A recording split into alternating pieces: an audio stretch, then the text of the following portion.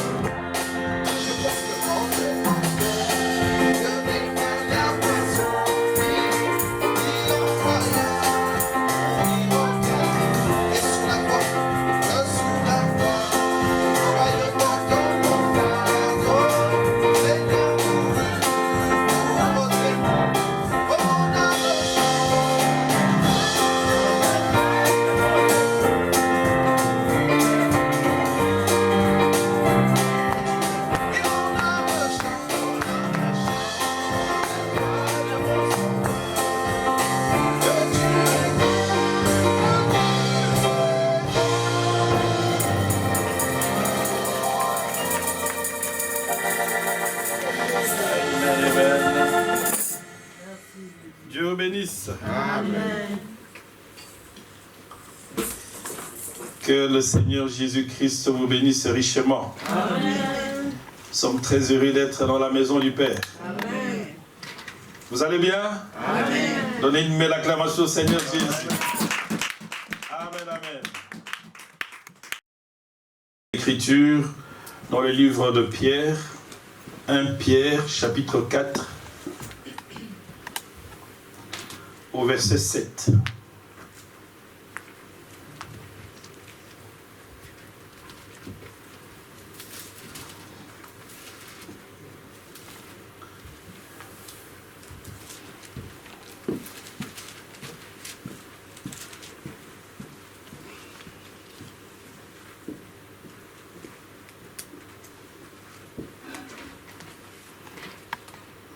Vous y êtes?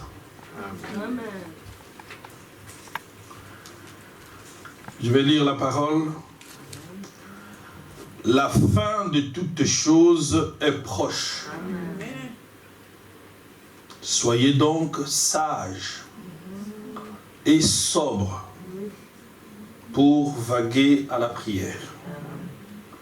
Avant tout, ayez les uns pour les autres un ardent amour, car l'amour couvre une multitude de péchés. Amen. Nous allons prier le Seigneur. Dieu notre Père Céleste, ce n'est pas étonnant que la Bible dise que rien que la lecture de la parole bénit tes enfants. Amen. Quand nous entendons, Seigneur, ces choses, alors que le monde est dans la confusion la plus complète, mais il y a un peuple à qui tu révèles tes secrets. Amen. Oh Dieu, c'est pour cette raison que tu nous as appelés ce matin, dans cet endroit que tu nous as donné par ta grâce, pour nous entretenir par cette parole, par la révélation de ta parole, qui nous indique le signe du temps. Nous bénissons ton nom, Père Céleste, et te prions. Oh Dieu, que tout ce qu'il y a de l'homme disparaisse. Amen.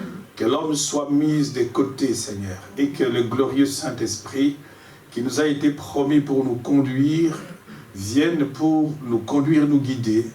Que la lumière et la brillante lumière du Saint-Esprit brillent au milieu de nous, dans le nom de Jésus. Amen. Amen. Que le Seigneur vous bénisse. Amen.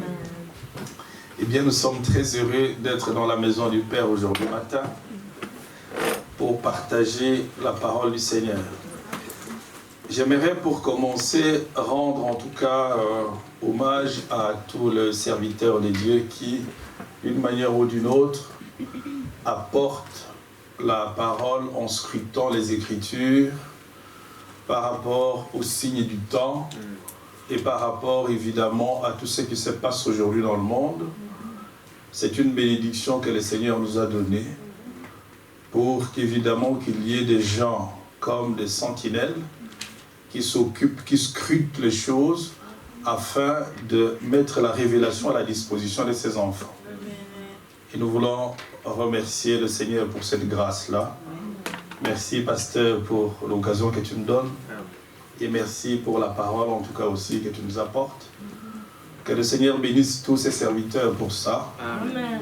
Nous avons vu ici dernièrement, avec l'élection aux États-Unis, évidemment, plusieurs serviteurs de Dieu à travers le monde ont comparé les Écritures pour voir où est-ce que nous sommes, pour justement vérifier par rapport au temps, afin de situer le peuple de Dieu, hein, et nous dire là où nous nous trouvons par rapport au temps. Et par rapport, évidemment, à ce que le prophète nous avait donné, parce que nous sommes un peuple heureux, un peuple béni, du fait que nous avons un prophète dans les camps. Amen. Amen. Amen. Un prophète est un voyant, une personne que Dieu prend avant que la chose arrive, il l'amène au loin dans le futur et peut ramener le futur aujourd'hui dans le présent, de manière à ce que, évidemment, les gens connaissent ce qui va arriver pour qu'ils puissent se préparer. C'est ça. Vous savez, quand on parle de ces choses, c'est juste pour qu'on puisse se préparer. Quand la chose arrive, eh bien, que vous ne soyez pas surpris. C'est ça. C'est justement comme ça, comme le pasteur dit souvent, celui qui donne la météo est un prophète lui aussi pour les hommes. Mais donc, il vient, il vous dit ce qui va arriver. Ce n'est pas simplement par plaisir de vous dire ce qui va arriver, mais c'est dans un but. C'est pour vous permettre de vous préparer quand vous sortez dehors. Si on vous dit, il y a de la neige, eh bien, j'entendais aujourd'hui Rachel qui disait, parce qu'ils ont un programme pour aller avec Lévi et les autres chanter après-midi, bon, peut-être que je ne prendrai pas la voiture, parce qu'il y aura de la neige. Peut-être que je partirai en train. Et si il va pleuvoir, et je vais prendre le parapluie, mais juste pour me protéger, et justement pour être dans les conditions, pour ne pas être surpris par l'événement. C'est pour cela que nous avons comme ça des prophéties et des choses qui viennent pour nous avertir, des choses que nous ne connaissons pas, sinon par la grâce de Dieu, Dieu seul connaissant le futur, vient et nous amène ces choses afin de nous préparer. Donc, ne croyez pas que ces choses sont dites tout simplement pour être dites. C'est juste pour nous aider à être prêts. Et nous voulons remercier le Seigneur pour cette immense grâce envers nous. La grâce que le monde ne bénéficie pas. Amen. Amen. Vous pouvez donner une belle acclamation au Seigneur pour cela. Que le Seigneur vous bénisse richement. Alors, donc, je vais vous lire ici quelque chose dont la prédication, quelle est l'attraction sur la montagne? Quelle est l'attraction sur la montagne? Que Frère Branham a prêché donc le 25 juillet en 65. Je vais commencer par le paragraphe 38. Frère Branham dit ceci, et puis évidemment, sachant qu'il allait être là et ayant pour lui l'amour qu'ils en avaient, ils l'ont attendu. Il y avait une foule qui probablement se pressait, se bousculait d'une porte à l'autre, guettant de tous côtés, car il savait qu'à un moment ou à un autre, il apparaîtrait. Amen. Amen. Quand Jésus est venu sur la terre, on sait qu'il y avait une prophétie qui disait qu'il allait arriver. Amen. Amen. Il allait arriver. Maintenant, parmi les hommes, il y a des gens qui attendaient l'accomplissement de cette prophétie-là. Et pour ce faire, il y a des gens qui guettaient chaque signe, chaque mouvement, chaque chose qui y apparaissait, parce qu'ils étaient dans l'expectative, pour voir à quel moment cette chose qui avait été prédite dans la parole va apparaître. Ça, c'est l'attitude d'un enfant de Dieu. Juste comme le prophète nous a donné tout un ensemble de signes par rapport au temps de la fin, quand ces choses-là, un enfant de Dieu se doit de pouvoir guetter. Il doit chercher à voir quand est-ce que ces choses-là vont arriver. Ne condamnez pas même quelqu'un qui, quand il parle de ces choses, même s'il se trompe ou il ne se trompe pas, mais il est important, ce qu'il est important de savoir ici, c'est qu'en fait, lui, il est en train de chercher. Vous comprenez? Il est en train de sonder pour savoir à quel moment cette chose va arriver. Il est là avec les Écritures, parce que ce que nous entendons facilement, c'est que les gens, les uns vont dire, oh non, c'est pas comme ça, c'est pas à ça que cela doit s'appliquer. Ou ce n'est pas là que ça va s'appliquer. Oui, que cela s'applique là ou que cela ne s'applique pas là. Ce que nous savons, c'est que quand Dieu donne une prophétie, la prophétie, même si elle tarde à arriver, elle va dans tous les cas arriver. Amen. Amen. Elle va s'accomplir. Mais alors, les enfants de Dieu vont toujours commencer à sonder pour savoir à quel moment cette chose-là va arriver. Est-ce que c'est maintenant, c'est plus tard? Oui, je me suis trompé aujourd'hui, je peux me tromper. Même Frère Branham disait, je peux me tromper d'un jour, je peux me tromper d'une semaine, je peux me tromper même de 100 ans, mais sachez que cela va arriver. Amen. Et donc le plus important, c'est de se mettre à guetter et à regarder. Et Frère Branham dit, au paragraphe 39 aussi, d'autres se demandaient ceux qui n'allaient pas avec ces gens qui couraient d'une porte à l'autre. Parce qu'en fait, pour juste vous mettre dans le contexte ici, quand Jésus est arrivé dans Matthieu chapitre 21, il avait envoyé ses disciples pour aller chercher un ânon et une ânesse. Il dit, allez dans la ville voisine, vous allez trouver une ânesse et vous allez trouver un ânon attaché, allez les détacher, amenez-les moi. Amen. Amen. Amen. Donc vous devez comprendre que Jésus, quand il vient, quand il parle de vous et nous, hein, donc c'est pour la délivrance qu'il vient. Amen. Vous entendez? Jésus vient pour la délivrance. Il dit, allez les détacher, amenez-les moi. Un serviteur il ne va pas pour aller jouer, pour aller blaguer. Nous sommes là dans un champ de bataille et notre combat consiste à arracher les âmes qui sont entre les mains de l'ennemi. Amen. Il dit, allez les détacher, amenez-les moi ici. Parce que moi, je vais les monter. Amen. Amen. Amen. Amen. Quel bonheur cela sera, frère. Qu'une personne qui était entre les mains du diable, qui était détenue, peut avoir le privilège d'avoir un serviteur qui lui apporte l'évangile, cet évangile qui est la puissance de Dieu qui libère. Amen. Car la foi vient de ce qu'on entend. Vous entendez la parole de Dieu, vous dites, ok, le maître a envoyé son serviteur, et son serviteur vient, il prêche l'évangile. L'évangile vient pour délivrer, et la foi vient de ce qu'on entend. Lorsque vous entendez la parole de Dieu, ce que la Bible vous demande, c'est d'ajouter foi à la parole. Amen. Amen. Et alors, ces gens-là, Jésus a dit, amenez-les-moi ici, pour que je puisse les monter. Amen. Amen. Est-ce que nous sommes ensemble? Amen. Donc, ce sont finalement des disciples de Jésus. Des gens qui seront au service du Seigneur. Et alors on a détaché, on est venu avec cet anneau et cette ânesse vers le Seigneur. Hein? Et le Seigneur l'a monté, il est arrivé là-bas et vous savez, les gens, j'aime bien ce chapitre 21 de Matthieu, parce que les gens qui étaient là, ils étaient dans l'expectative. Ils attendaient, ils savaient que cela allait arriver. Et frère Branham dit, ça c'était l'expiation. L'expiation qui était là dans l'Ancien Testament dont on a parlé avec les animaux et tout le reste, ils savaient que tout cela était des ombres et des types. Et que cette chose allait arriver dans la réalité, c'était la plus grande délivrance que les gens attendaient en ce moment-là. Amen. Et c'était justement à la fête de Pâques. Amen. Là, l'agneau de Dieu qui ôte le péché du monde devait entrer en scène.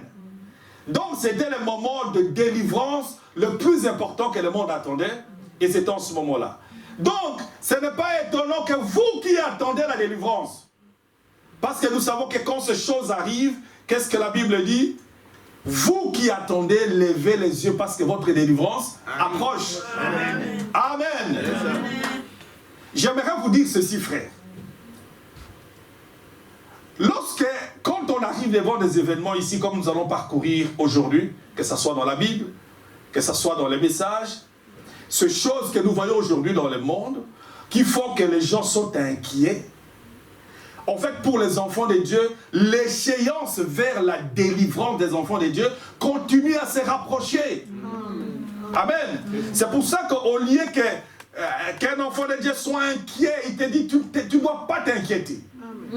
Quand tu vois ces choses commencer à arriver, alors tu dois lever les yeux vers le ciel et dire, ma délivrance approche. Amen. Et frère Branham dit que quand il y avait cette grande attraction sur la montagne, pourquoi est-ce qu'il y avait cette attraction? Il y avait des gens qui attendaient, ils guettaient tous les petits signes, parce qu'ils savaient que le Messie allait arriver. Et c'était lui l'agneau de Dieu qui venait pour ôter le péché du monde.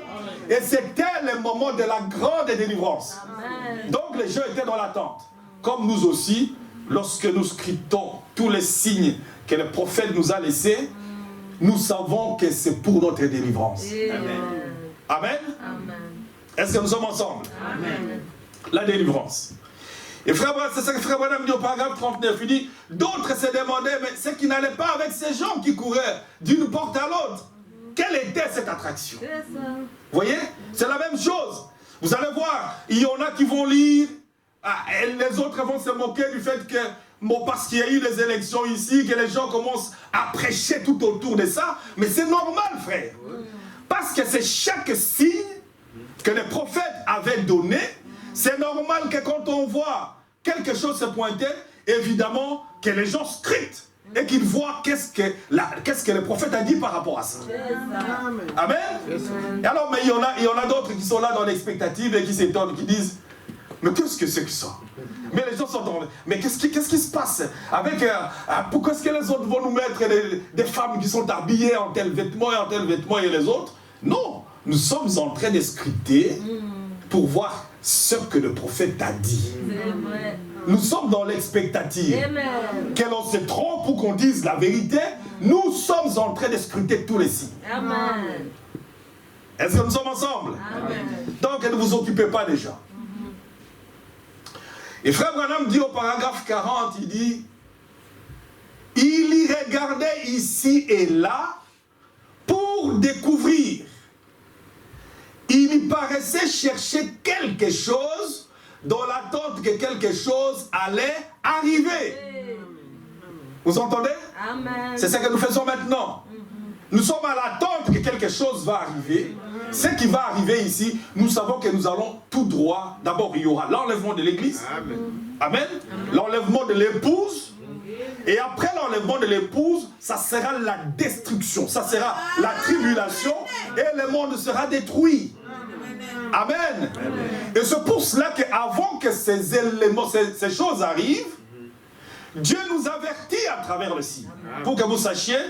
Parce que pour que vous ne soyez pas surpris par les événements, étant donné que les enfants de Dieu doivent se préparer pour la rencontre du Seigneur. Nous allons rencontrer le Seigneur un de ces jours dans les airs. Et nous allons partir à la maison. Et après, le monde va continuer comme ça, va entrer dans la tribulation jusqu'à ce que le monde sera complètement détruit. Amen. Et tout cela, alors que les gens s'interrogent sur les choses, nous savons que nous rendons gloire au Seigneur pour la grande délivrance qu'il nous apporte à travers la révélation. C'est pour ça que je vous dis, nous ne venons pas à l'église où nous ne parlons pas de ces choses, juste pour parler. On ne parle pas on ne compare pas les versets, les citations du prophète, juste pour parler. C'est juste pour vous dire, quoi qu'il arrive, vous devez toujours être prêts. Amen. Vous comprenez le message? Amen. Est-ce toujours vous préparer pour être prêt? Pour que quand ce jour arrive, que vous ne soyez pas surpris. Nous ne sommes pas ici pour faire du pique-nique. Amen. Et nous ne sommes pas ici pour jouer à la religion ou pour venir à l'église. Nous sommes ici pour devenir de personnes meilleures. Amen. Amen. Si vous êtes une femme, pour devenir une meilleure femme. Amen. Si vous êtes un homme, pour devenir un meilleur homme. Un meilleur mari, un enfant modèle. Oui. Amen. Un modèle dans la société. Nous sommes ensemble. Amen. Alors, merci Jésus. vous allez bien? Amen. Alors, et donc, au paragraphe 41, Frère Branham dit, oh, comme je voudrais changer mon texte par quelques minutes et dire ceci. Qu'est-ce qui se passe aujourd'hui? Les gens qui attendent sa venue, nous sommes ensemble? Amen. Les gens qui attendent sa venue sont dans une grande attente. Amen. Amen. Laissez les gens dire ce qu'ils peuvent dire. Nous savons que nous attendons la venue du Seigneur. Amen. Et parce que nous sommes à l'attente de la venue du Seigneur, alors nous devons faire la démarche qu'il faut. Alors, les gens sont à l'attente de la venue de sa venue. Les gens qui attendent sa venue sont dans une grande attente. Amen. Et une grande expectative. Amen. Nous pouvons sentir cela. Oui. Cette pression. Amen. Amen. Vous savez, si vous attendez le Seigneur, cette pression est là. Oui, oui. Nous attendons, nous sentons cette pression. Nous la sentons à travers même les églises du message.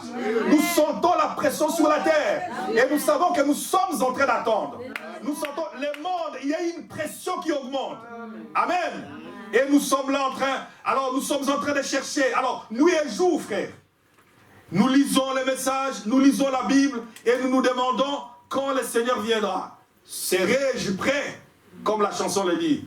Quand il viendra, seras-tu prêt? Et ça, nous savons que l'Église, dans sa totalité, l'épouse sera prête.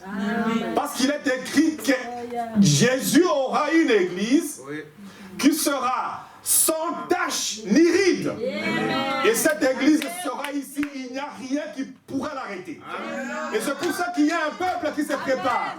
Parce que c'est un peuple qui se prépare, qui a lavé son manteau, qui a lavé ses vêtements dans le sang de l'agneau, et qui sera une Église pure. De toute façon, avec Frère Branham, avec le Seigneur Jésus-Christ, Frère Branham dit ceci. Il n'y a pas de demi-chrétiens. Non. Amen. Amen. Il n'y a pas de demi-chrétiens. Quand tu es en Christ, tu es saint. Il n'y a pas de saint et de pécheur. Non. Soit tu es saint ou soit tu es pécheur. Amen. Quand tu es en Christ, Dieu te regarde à travers le sang de Jésus-Christ comme une personne sainte. Amen. Quand il disait écrit aux saints qui sont là-bas, c'était les gens qui étaient sur la terre. Amen. Amen. Et vous devez vous considérer comme tel. Amen. Amen. Croyez ce que Dieu dit de vous que vous êtes. Amen. Alors, allons-y. Donc, et il dit, nous pouvons sentir cette pression. Il cherche. Il dit, il cherche. Il surveille chaque mouvement. Amen. Amen. Amen. S'il y a un mouvement qui apparaît quelque part, nous surveillons ça. C'est ça. Amen. Amen. Quand il a dit, quand on parle du temps de Sodome et Gomorrhe, nous surveillons l'homosexualité. Quand l'homosexualité partout, quand on voit des villes par-ci par-là, des autorités, des chefs qui nous dirigent, qui sont là, des homosexuels là-bas, tous ces signes-là, un enfant de Dieu, il regarde, il compare. Parce qu'il sait que à l'avènement de Jésus-Christ, le monde sera comme au temps de Sodome et Gomorrhe, comme au temps de Noé. Amen. Et nous regardons cet ensemble de choses, comment est-ce que les gens sont et comment les gens se comportent. Donc ce n'est pas quelque chose d'anodin. Amen. Il dit chaque mouvement et chaque signe. Amen. Et ce n'est pas pour rien qu'on vous prêche les signes du temps de la fin. Parce que chaque signe, vous devez regarder à ça. Et tous ces signes-là, qu'est-ce que le message dit? Chaque signe, et il les compare avec les Écritures. Amen. Amen. Comparez cela avec les Écritures. Et Frère Madame dit au paragraphe 42, et quand ils ont vu que toutes ces choses qui avaient été prédites à son sujet s'accomplirent jusqu'au bout. Amen. Amen. En fait, ce qui fait la différence entre la parole de Dieu et la parole des hommes, c'est que quand Dieu a prononcé une parole, la parole de Dieu s'accomplit toujours. Amen. Amen. Amen. Même s'il y a des incrédules, des gens qui ne croient pas. Parce que l'incrédulité n'arrêtera pas Dieu. Même s'il y a des gens qui peuvent voir la promesse s'accomplir et qui ne croient pas, cela ne va pas arrêter que la parole de Dieu s'accomplisse. Amen. Et la parole de Dieu fera toujours son chemin. Et ce que les enfants de Dieu cherchent à voir, est-ce que cette parole s'est accomplie ici ou cette parole ne s'est pas encore accomplie? Amen. Amen. Donc c'est une démarche que je vous encourage tous à faire. Et surtout à écouter quand on vous amène et qu'on vous dit cette chose ici s'accomplit là. Ouvrez les yeux et regardez, comparez avec les Écritures pour voir qu'est-ce que les Écritures disent à ce sujet-là. Amen. Quand ils ont vu que toutes ces choses avaient été prédites à son sujet s'accomplit jusqu'au bout, ils ont su que la fin était proche. Amen. Amen. Amen. Ils ont vu que la fin était proche. Quand on voit que la parole, il y a des signes. Ici, les pasteurs nous avaient parlé de beaucoup de signes ici. Hein? La semaine passée. J'espère que vous n'avez pas oublié. Hein? Quand on voit un ensemble de signes, ce que nous, au temps de Noé, hein? Qui se souvient encore de ces dont on avait parlé? Quels sont les signes dont on avait parlé? La multiplication. La Multiplication. Tu peux... La multiplication. La multiplication de la population. Ah ben, mais tu avais suivi. Amen. Ça, c'est très bien. Vous voyez? Parce que quand on écoute la parole, c'est pour la garder. Amen. Amen. La multiplication de la population. Nous voyons, il est écrit, c'est un signe. Et frère Branham, il dit ici, on compare chaque signe. Amen. Amen. On compare chaque signe. La multiplication de la population. On sait qu'il y a un vaste programme, même si on ne l'avoue pas. Hein? Même si on ne dit pas clairement que c'est comme ça. Mais on sait, on a déjà entendu hein, Sarkozy sortir évidemment de la réserve et dire on ne peut pas continuer comme ça. Il faut diminuer la population sur la terre parce qu'il y a trop de gens sur la terre. Mais l'homme n'a pas le monopole de contrôler, de diminuer la population sur la terre. Dieu seul en a le monopole. Amen. Et ça sera comme il l'avait décidé. Oui. Quel était encore l'autre signe qu'on avait appris? La beauté de la femme. La beauté de la femme. Et spécialement la beauté artificielle. C'est ça. Vous voyez? Et spécialement la beauté artificielle. Elle est là, en fait, elles sont toutes belles. Hein? La beauté de la femme. Hein? Et cette beauté qui est artificielle, en fait, on cherche d'une manière ou d'une autre hein, à pouvoir s'embellir de manière tout simplement à amener les gens dans la séduction. C'est le pouvoir de la séduction. Et s'il y a une chose qui amène les âmes en enfer aujourd'hui, c'est cette chose-là. Est-ce que nous sommes ensemble? C'est pour ça que vous allez voir ici, je vais atterrir pour arriver ici, quand l'apôtre Pierre dit, quand vous voyez la fin s'approcher, il dit en ce moment-là, soyez sages. Amen. Amen. Il dit, soyez sages et soyez sobres pour plus que jamais vaguer à la prière. Amen. Parce que vous allez voir, il y a des choses que vous, quand la sagesse vous ouvrira les yeux, vous verrez qu'avec beaucoup de sagesse, vous saurez comment il faut marcher sur la terre. Et la sagesse, dans sa plénitude, se trouve dans la parole de Dieu.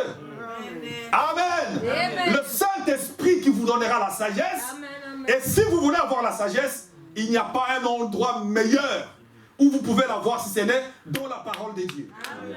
Amen. Dis, soyez sages. Soyez sages. Oh Dieu, comme j'ai vraiment envie de pouvoir, frère, prendre cette chose-là pour pouvoir faire ancrer dans la tête des gens. Amen. Combien Dieu a besoin des gens, plus vous voyez qu'on s'approche vers la fin, plus nous arrivons vers la fin, il dit en ce moment-là, vous devez être sages. Amen. La sagesse. Amen. Amen.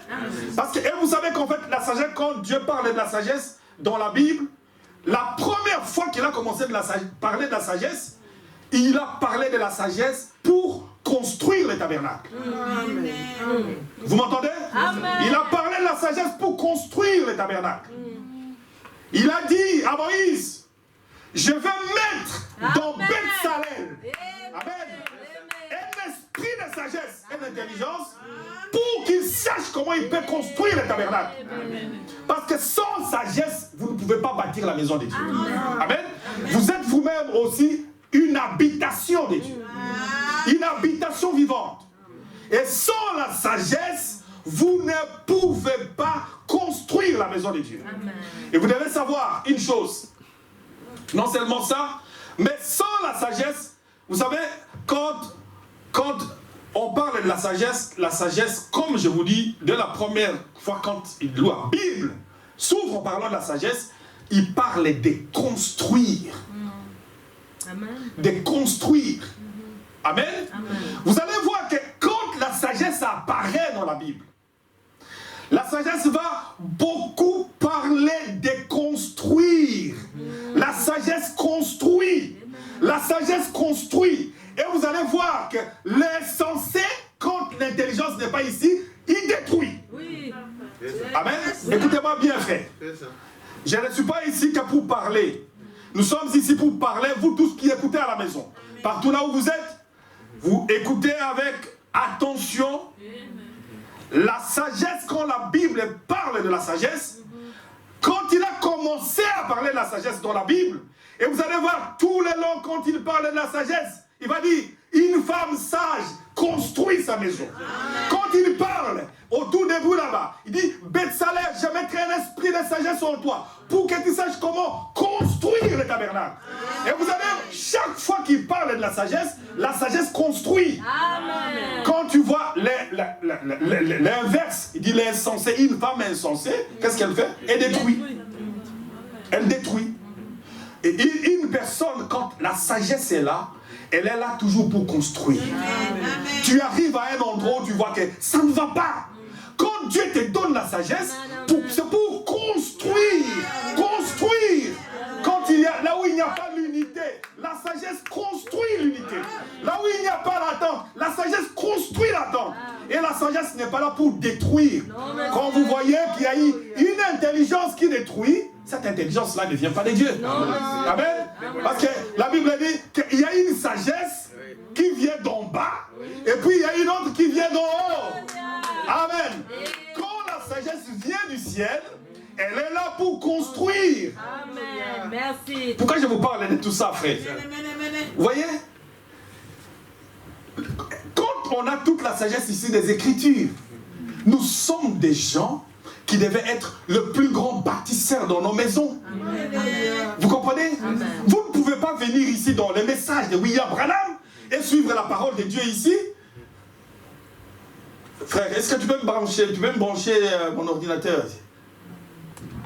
Tu ne peux pas venir dans ce message de William Branham pour se retrouver en train de démolir. Vous comprenez? On ne démolit pas avec la sagesse de la parole. La sagesse de la parole, elle met tout en place pour construire. Tu comprends? Il y a quelque chose qui ne va pas. Alors faisons, allez, restons ensemble, asseyons-nous ensemble. Qu'est-ce qui ne va pas? Allez, on parle. Hey, ça va, c'est bon? On construit, on va de l'avant. Mais alors, c'est la sagesse qui construit. Amen. La sagesse construit, construit, construit. Mais l'insensé va tout démolir. Pourquoi? Parce que vous allez voir toutes les vertus qui sont décrites dans la parole de Dieu, ces vertus-là ne seront pas là. La patience n'est pas là. Toutes les choses qui sont capables de détruire ne sont pas là. Et il n'y a que de construire ne sont pas là. Et il n'y a que le Saint-Esprit et la parole de Dieu qui peut vous donner de la matière pour pouvoir construire. Amen. Dites-moi, frère, vous allez dire ici, si je vais dire, bon, allez, je suis un fils de Dieu, je suis un fils de Dieu. Alors, je vais prier Dieu, je me lève là, et je parle comme un insensé qui va tout foutre à l'heure.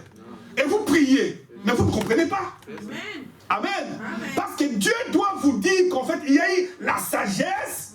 Quand tu vas dans la prière, quand tu te lèves de là, c'est pour te donner la sagesse pour construire.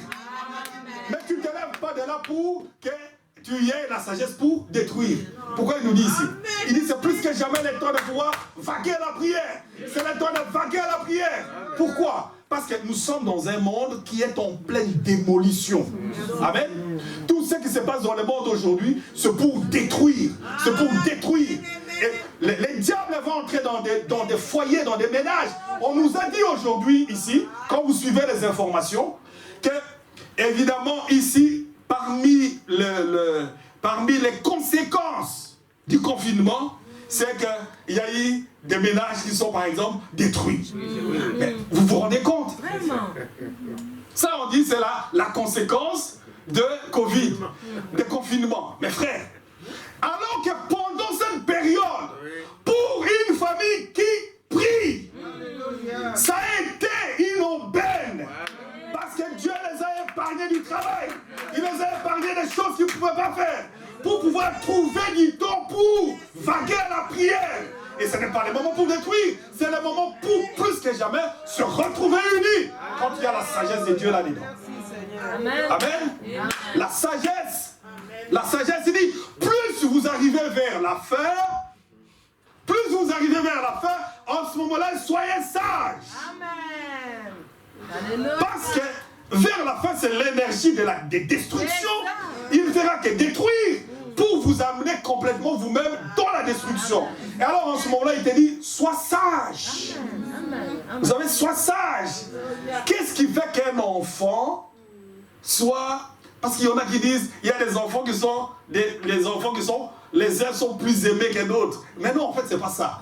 Il y en a qui sont plus sages que les autres. Amen. Mais quand vous avez plus de sagesse, cette sagesse-là te rapproche.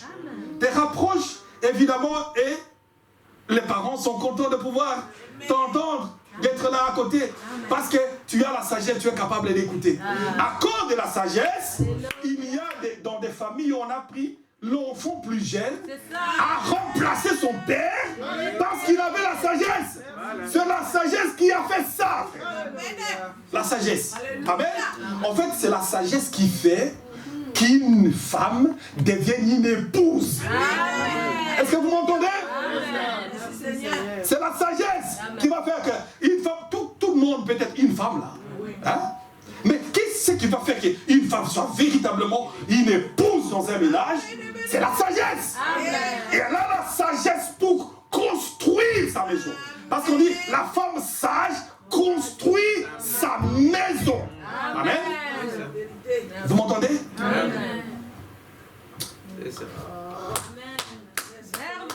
Est-ce que nous sommes ensemble? C'est ça. La sagesse. Vous avancez, vous allez plus vous avancez.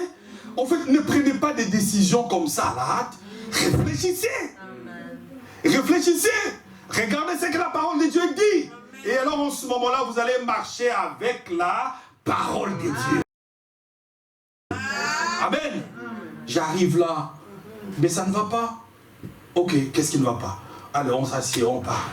On parle et tu verras qu'en fait, quand tu parles avec sagesse, les gens ont envie d'écouter. Amen. Ils ont envie de t'écouter. Hein? Ils savent que quand ça ne va pas, on peut l'appeler. On peut l'appeler quand il va venir ici, il viendra construire. Hein? Comme je vous disais un jour, j'étais parti ici, quand on était parti dans les affaires de mariage. Excusez-moi. Bon, alors, là, on a parlé, on parle. Et alors, mais je disais au pasteur, il y a un monsieur qui est venu, lui, c'est de l'église Bima. Donc, il est venu et il a commencé par chasser les esprits. Donc, il a chassé tous les esprits, Bima. Ok. Il a chassé, quand il a fini de chasser les esprits. Maintenant, on attendait qu'il ouvre la bouche, qu'il parle. Voilà. Bon, mais quand il a parlé, mais c'était les tumultes dans la maison secoués. Secoués. Les gens voulaient se battre. Non. Après, on lui a dit, monsieur, assieds-toi. Vous ne parlez plus. Vous ne parlez plus. Bon, vous comprenez, c'est vraiment pas nous qui l'avons appelé, mais bon, c'était comme ça et ça commence des excuses. Pourquoi? Parce qu'on n'a pas sorti une parole de sagesse qui était capable de construire. Mais c'est une parole qui vient pour démolir, détruire. Vous voyez? C'est quelque chose d'extrêmement important. Vous voyez? Qu'est-ce qui fera qu'un monsieur, un grand dirigeant d'une entreprise, soit quelqu'un qui est respecté? Qu'est-ce qui fera, frère, qu'un président d'un pays soit une personne qui soit respectée et une personne dont on peut, comme les anciens présidents des États-Unis, on pouvait pleurer après quand ils étaient partis. Oui. Il y en a qui, après, on est content qu'ils soient partis, ou on les chasse même. Vous voyez? Parce que quand on n'a pas la sagesse de comprendre, comme il disait une personne, qu'il ne me reste plus que 20 ans à vivre, mais dans les 20 ans là, tu y amasses des milliards que tu ne vas jamais dépenser. Et puis tout le monde est en train de souffrir. Après, évidemment, on se pose des questions. Mais qu'est-ce qui se passe? Tout ça, c'était un manque de sagesse. Amen. En fait, la sagesse vaut plus que l'argent. La Bible dit la sagesse vaut plus que l'or. La sagesse sagesse vaut plus que toutes ces choses. Et donc, il faut faire des choses avec sagesse. Vous voyez? Tu avances, mais pour faire des choses avec sagesse, il faut réfléchir. On ne prend pas des décisions à la hâte. Bon, on va avancer un tout petit peu. Est-ce que nous sommes ensemble? Amen. Sagesse. Alors, donc revenons un peu ici sur l'attraction. Il dit, quand ils ont vu toutes ces choses qui avaient été prédites à son sujet, s'accomplir jusqu'au bout, ils ont su que les temps étaient proches. Amen. Les temps est proche.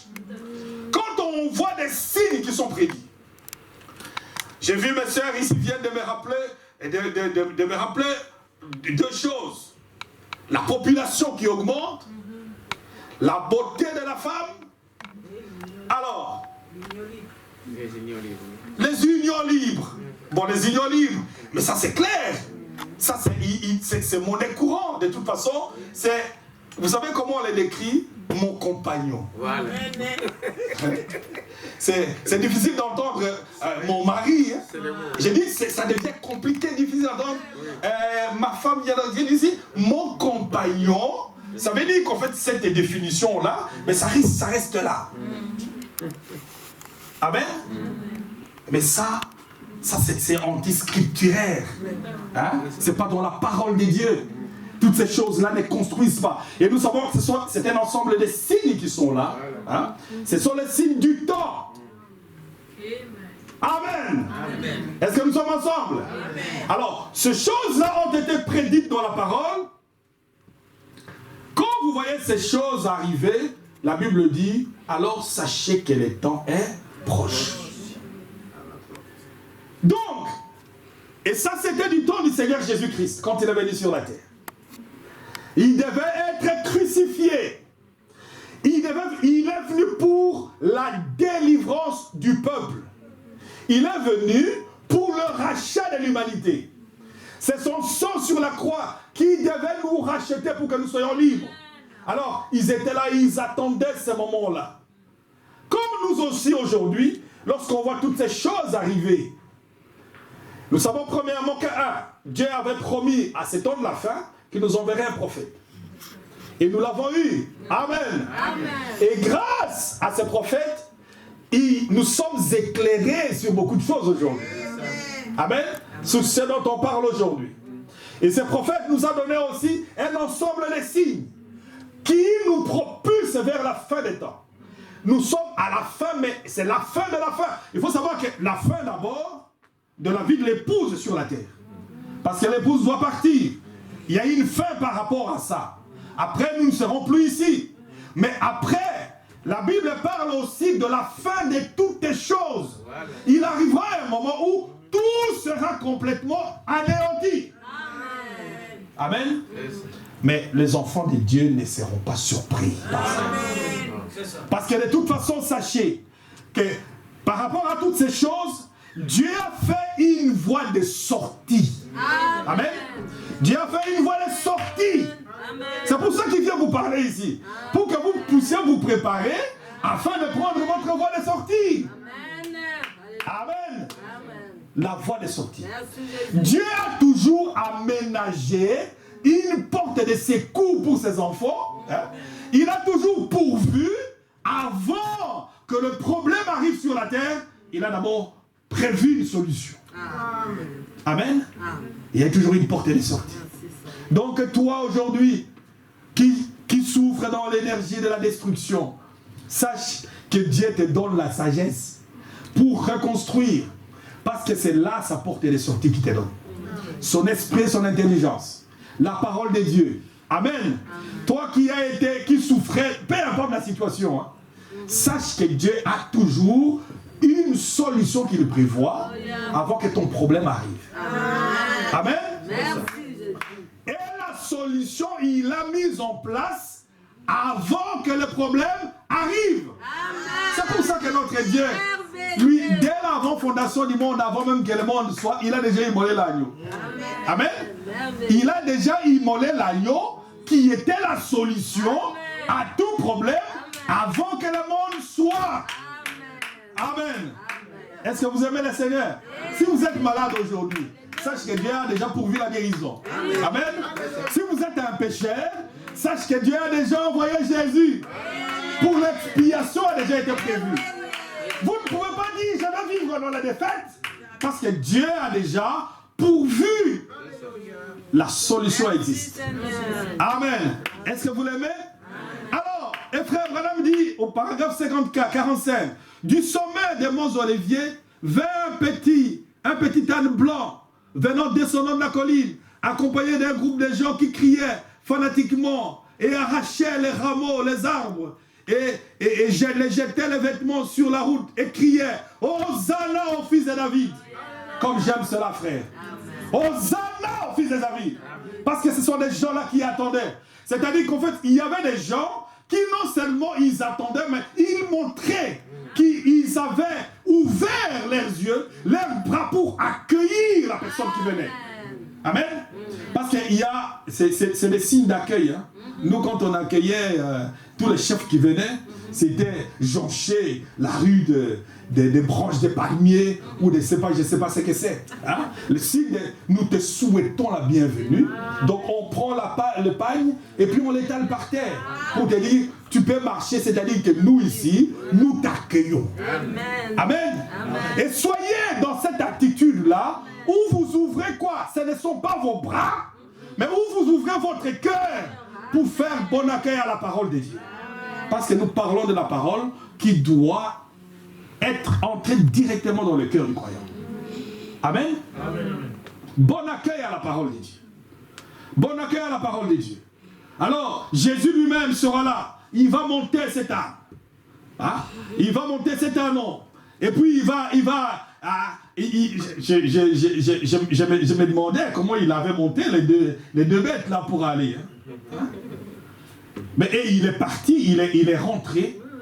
Alors quand on voit ces choses, frère, quand on voit la gloire de Dieu, quand on voit la puissance du Saint-Esprit sur une personne sur la terre, et on sait que c'est l'onction de Dieu qui repose sur telle personne, alors je sais que nous pouvons dire gloire à Dieu, et nous pouvons dire Hosanna, et nous pouvons dire gloire à Jésus-Christ. Parce que nous savons que c'est la puissance de Dieu qui le fait. Amen. Amen. Amen. Dieu qui peut arracher, délivrer une personne. Quand je vois une personne remplie du Saint-Esprit. Parce que sachez qu'en fait, Dieu que nous cherchons, nous ne verrons jamais Dieu venir ici sous forme physique sur la terre. Dieu viendra toujours à travers les pasteurs. Dieu viendra toujours à travers ma soeur. Dieu sera toujours à travers. Donc quand tu regardes un fils de Dieu, il faut que tu vois Dieu. Amen. Et quand tu vois ce que Dieu a fait, même le peu qu'il a commencé à faire dans la vie d'une personne, dites gloire à Dieu, louange à toi Seigneur Dieu pour ce que tu fais. Et je sais que tu as commencé l'œuvre. Et je sais que tu continueras toujours à faire cette œuvre-là. Et nous voulons voir Dieu. Amen. Conduisant les hommes. Amen. Est-ce que nous sommes ensemble? Amen. Amen. Amen. Gloire à Dieu, Dieu vous bénisse. Amen. Et donc, il criait fanatiquement. Il criait fanatiquement. Ne vous en faites pas que les gens vous traitent de fanatiques. Que les gens vous traitent des exaltés. Que les gens vous traitent de tous les noms. On ne s'occupe pas de ça. Parce qu'ils sont dans un monde complètement différent de vôtre. Amen. Vous êtes dans un monde spirituel. Un homme animal ne comprend pas les choses spirituelles. Comme un homme spirituel, évidemment les choses des hommes sont une folie pour lui. Et donc, nous sommes fous les uns pour les autres. Amen. Alors, bon. Donc, et Frère Branham dit au paragraphe, et je vais descendre un peu parce que je suis monté à la place de descendre.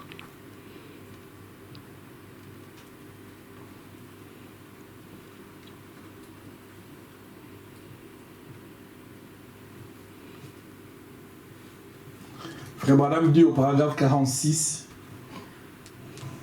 dit que faisait alors Dieu, quelle est cette attraction là-haut sur la colline? Il dit cela suscite tous les critiques, les vautours.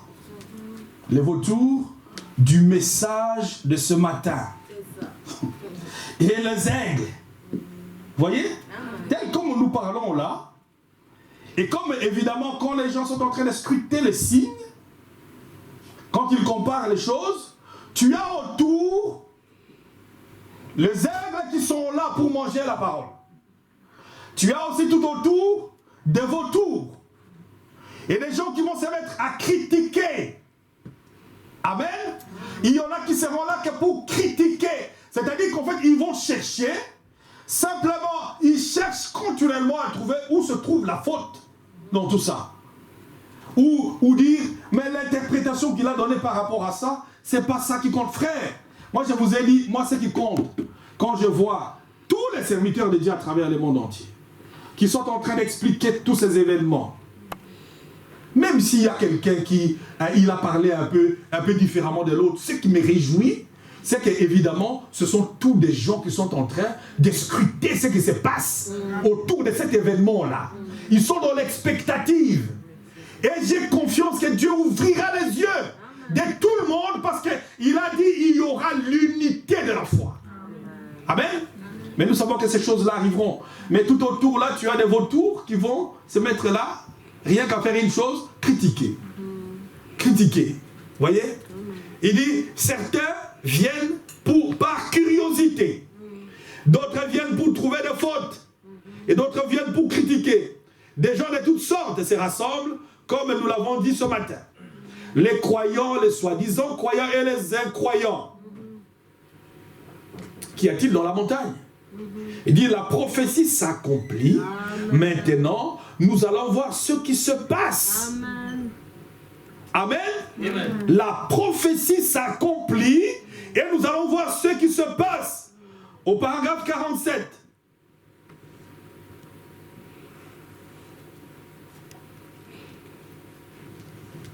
La Bible dit ceci. Maintenant, dans les livres de Zacharie, au chapitre 9, verset 9, Zacharie, l'un des prophètes, a parlé en esprit, disant ceci. Sois transporté d'allégresse, ô fille de Sion. Oh, comme j'aime cela, frère. Sois transporté d'allégresse, fille de Sion. Frère, en fait, à la place que quand on voit ces événements qui arrivent, à la place que ces événements suscitent soit l'anxiété chez quelqu'un, à la place que ces événements suscitent soit la critique, à la place que ces événements suscitent soit je ne sais pas quoi, un enfant de Dieu qui attend ce moment de délivrance doit une chose, être transporté d'allégresse. Vous vous rendez bien compte, frère? Amen. Zacharie avait prophétisé. Il avait dit que Jésus allait venir. Ce moment-là allait venir. Et il a prophétisé quand il a dit dans Zacharie 9.9, fille de Sion, soyez transportés d'allégresse. Parce qu'il savait, frère, face à la mort, un ennemi dont personne ne pouvait dompter. Quand Jésus devait venir sur la scène, c'était la délivrance pour les hommes. C'était la délivrance pour le peuple. Donc au moment où Jésus est venu sur la scène, pour ôter le péché du monde, en effet, ça c'était le moment d'allégresse. Là où Job lui-même a dit, quand les étoiles du matin poussaient des cris. Amen. Amen. Il poussait des cris. Parce que frère, sachez qu'une personne qui est enfermée, soyez une fois enfermé dans un endroit où où tu ne vois pas d'issue, tu ne vois pas de porte de sortie, et que tout d'un coup on te dise, il y a quelqu'un qui vient pour te délivrer. Il y a quelqu'un qui vient pour te libérer. Il y a quelqu'un qui vient aujourd'hui pour te dire, tes souffrances sont finies. Il y a quelqu'un aujourd'hui qui te dit, tes condamnations sont finies. Vous savez, je ne suis qu'un homme. Je peux avoir, c'est là où je vois la différence entre nous les hommes et Dieu. Parce que je peux avoir un problème avec mon frère. J'aurais peut-être un peu du mal ou avec beaucoup, où je vais encore me rappeler, me souvenir des choses. Mais frère, ce n'est pas la même chose qu'avec Jésus-Christ. Jésus, quand il te pardonne, il prend même tous tes péchés, il jette dans la mer de l'oubli. C'est ça la différence entre Dieu et Jésus et les hommes. Amen.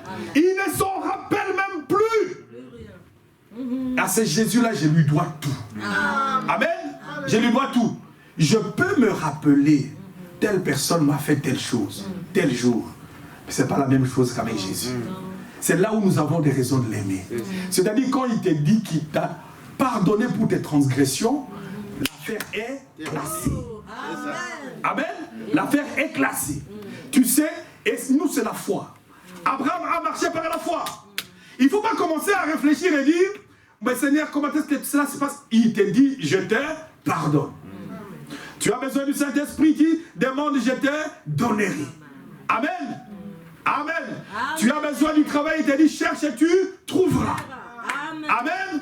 Tout ce que tu peux faire, tu sais qu'avec lui, il est la solution. Et si vous avez une montagne de problèmes dans la vie, tournez les regards vers la solution qui est Christ. Au lieu de rester cantonné à regarder vos problèmes, regardez la solution qui est Christ. Amen. Amen. C'est lui la solution à tout problème. Amen. Et c'est lui qui vient. Un problème, frère. Nous savons que David avait eu des grandes victoires. Nous savons que Salomon était l'homme sage. Nous savons que Josué avait eu des grandes victoires. Mais toutes ces personnes-là, quand ils sont arrivés face à la mort, ils n'en pouvaient rien.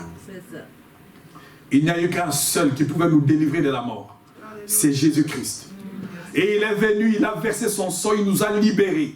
Et ce n'est pas étonnant qu'en ce jour-là, les gens, quand ils ont vu que c'était le jour de la délivrance, de l'accomplissement de la parole, alors ils étaient transportés dans l'allégresse. Il y avait une grande joie en eux. Et c'est la joie qu'apporte le Saint-Esprit. Chaque personne qui a le Saint-Esprit en lui, il sait qu'évidemment, c'est la portion qui satisfait pleinement. Et il sait que la joie parfaite ne peut être dans l'homme que quand l'Esprit de Dieu est en lui. Amen. Amen. Parce que le Saint-Esprit, ça, c'est le sceau de Dieu qu'il t'a donné jusqu'au jour de la rédemption. Ce n'est pas pour un jour, ce n'est pas pour 2 jours, c'est jusqu'au jour de la rédemption. Tu ne seras jamais perdu. Si je continue comme ça, je ne ferai pas la moitié de mon message. Bon. Alors, donc il dit, soyez transportés dans l'allégresse. J'aimerais qu'évidemment cette joie-là soit la vôtre, que nous puissions la partager. Amen. Amen. La joie du salut. La joie du salut. Hein? Ça, c'est ce que David, une fois, quand il avait commis une faute, il a perdu la joie du salut. Mais il n'était pas perdu. Non. Vous entendez? Amen. Parce qu'un enfant de Dieu, quand tu marches à l'encontre de la parole, ça ne va pas te réjouir. Tu seras triste. Amen. Tu vas perdre la joie. Et alors en ce moment-là, évidemment, qu'est-ce qu'il a fait? Il s'est réconcilié avec Dieu. Amen. Et alors il a dit, l'homme à qui Dieu n'impute pas la peine de son péché. L'homme à qui la transgression a été remise. Amen. Et alors il a retrouvé la joie du salut. Et il est allé de l'avant. Amen. On dit, fille de Sion, mais pousse des cris de joie. Ô fille de Jérusalem, voici ton roi vient à toi. Il est juste, ayant le salut. Amen.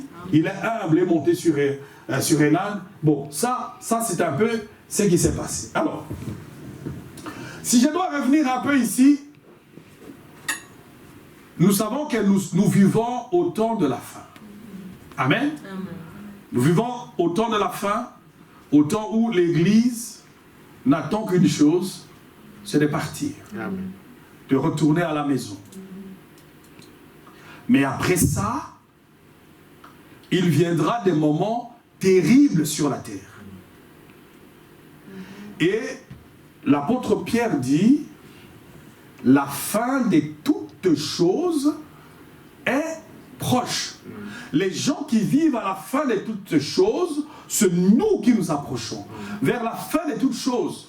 Nous partirons à l'enlèvement et il y aura des gens qui vont continuer jusqu'à ce que, évidemment, il y aura une déflagration qui va complètement tout nettoyer ici. Amen.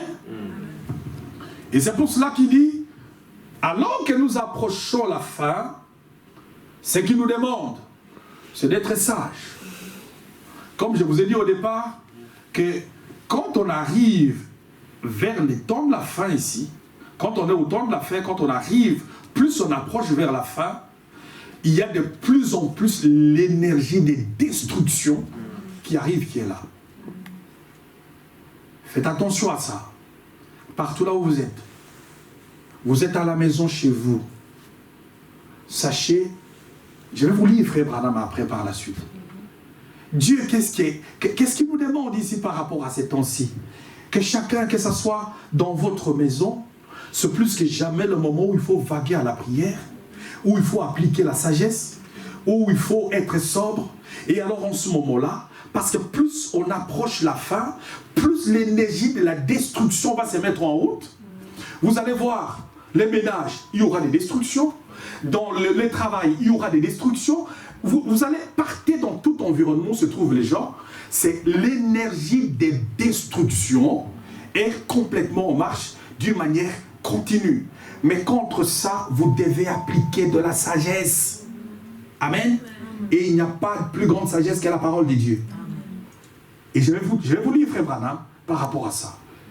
Et c'est là, le Saint-Esprit vient ce matin pour nous réveiller par rapport à ces choses. Quand l'énergie de la destruction se met en route, quand nous approchons la fin, il nous appelle à la sagesse et à l'intelligence. Il nous appelle à être sobre. Vous savez, une personne qui est sobre, elle est modérée. Ce n'est pas une personne qui prend tout, qui envoie tout promener. C'est quelqu'un qui est modéré. Il a la patience, et il est bienveillant. Et c'est ça, quand on dit une personne qui est sobre, elle est modérée dans ce qu'elle fait. C'est pas quelqu'un qui n'est pas modéré dans ce qu'elle fait. Hein? Quelqu'un qui est... Et il fait tout avec modération. Vous voyez? Il fait tout avec modération. Même d'ailleurs, le mot sobriété ici, il applique même dans un premier temps aux gens qui font des excès des tables. Quand ils mangent, eh bien, ils mangent sans arrêt. Hein? Hein? Je dois faire attention à manger un peu là. Hein? Donc, et faire attention. Hein? Ils mangent. Mais parce que quand tu as mangé, alors, regardez, tu travailles jusqu'à épuisement. Tu viens, tu manges, être bien et puis rempli. Dites-moi quand est-ce que vous allez vaguer à la prière? Mais c'est fichu, c'est foutu. Amen. Alors quand l'ennemi peut venir vous cuisiner, vous n'avez aucun moyen de résistance. Amen. C'est pour ça qu'il te dit, tout ce que tu fais, il dit, sois sobre dans ce que tu fais. Sois sobre dans ce que tu fais. Fais des choses avec modération. Quand tu prends des décisions, prends-les avec modération. Ne va pas dans les excès, c'est ça. Donc là, être sobre, c'est juste l'opposé d'aller dans les excès dans les choses. Hein? La sagesse, une chose, la modération. Et alors, après tout, maintenant, quand il y a un combat qui se met en place ou en route, alors va dans la prière. Parce qu'une telle personne, ça sera une personne de prière. Parce qu'il a tous les outils. Frère, sachez qu'en fait, le diable il vous a vaincu s'il vous envoie simplement à aller prier sans accomplir ce qui précède. Vous voyez?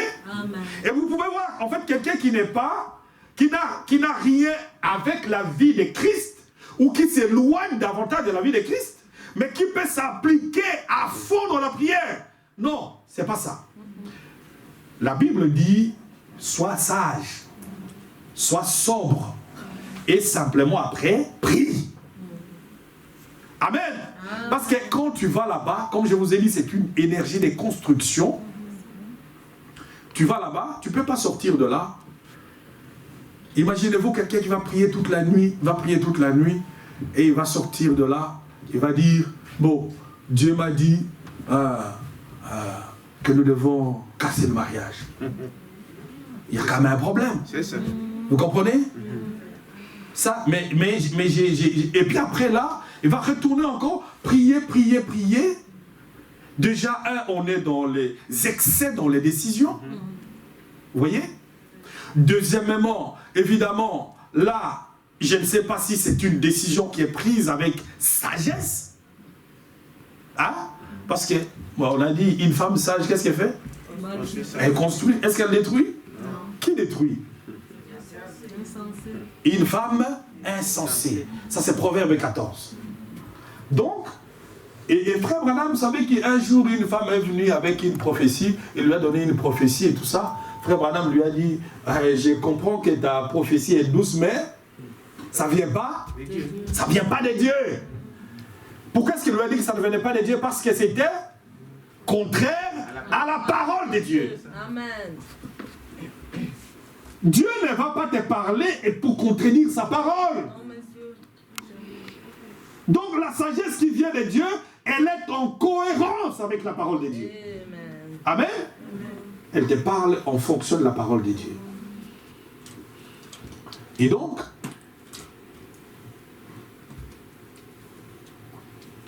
on approche vers le temps de la fin. Frère Branham dit ceci, quand on approche vers ce temps de la fin, écoutez, c'est que Frère Branham dit, je vais vous prendre quelque chose dans la prédication. On peut prendre quelque chose même dans la communion pour commencer. Communion du 5 juin 55. Pour nous remettre toujours dans les contextes. Sachez vraiment que nous arrivons au temps de la fin.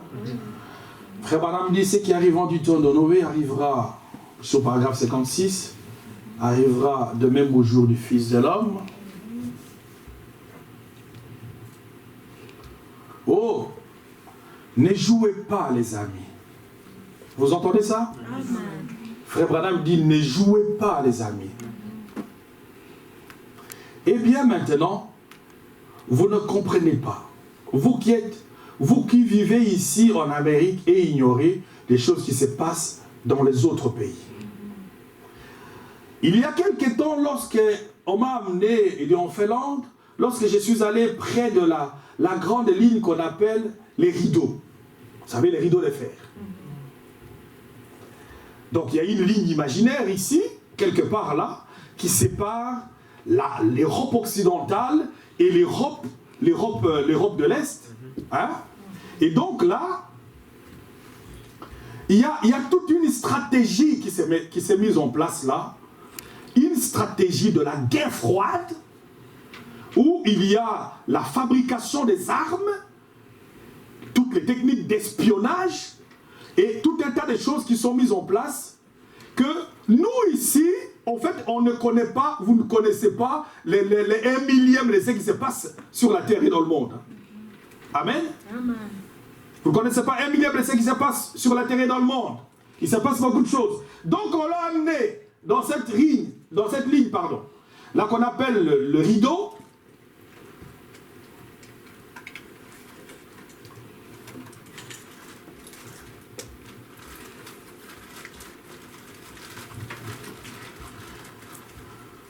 Près de la ligne qu'on appelle les rideaux, ils nous ont fait passer par une distance d'environ 150 miles, c'est-à-dire 240 km, à travers ce qui était entièrement un tunnel solide, construit.